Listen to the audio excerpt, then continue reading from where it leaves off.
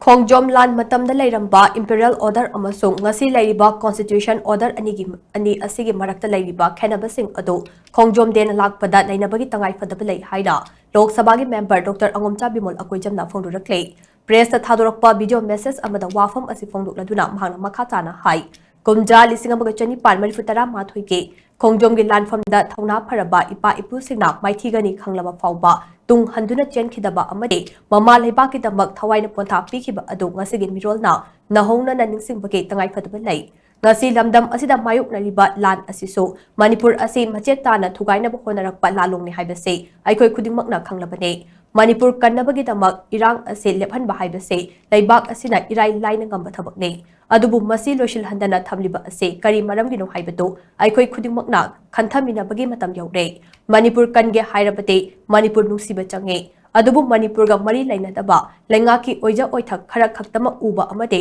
Manipura khundaminadiba furup sing yeknaba oina khanba singnade kaidonungda Manipur nungsiba ngaploi maram aduna ngasi oirakliba phibam asida lamdam ase kannaba aikhoina amatto oina puna leminabage tangai fadaba lei hainasu mahangna makha chana phongdorakle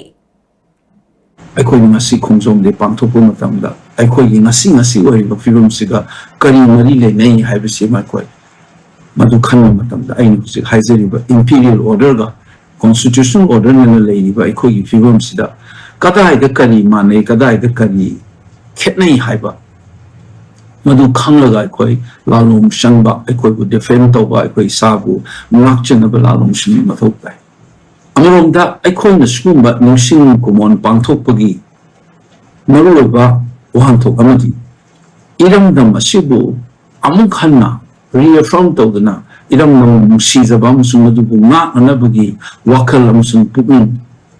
semgatnaba sagatnaba semgani maduni aikoina memorialization nungsing kumon palon nungsing kumon palon